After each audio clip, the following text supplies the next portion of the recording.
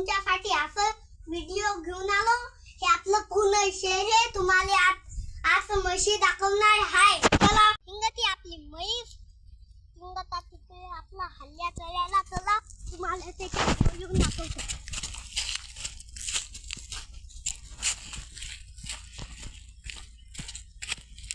ते पा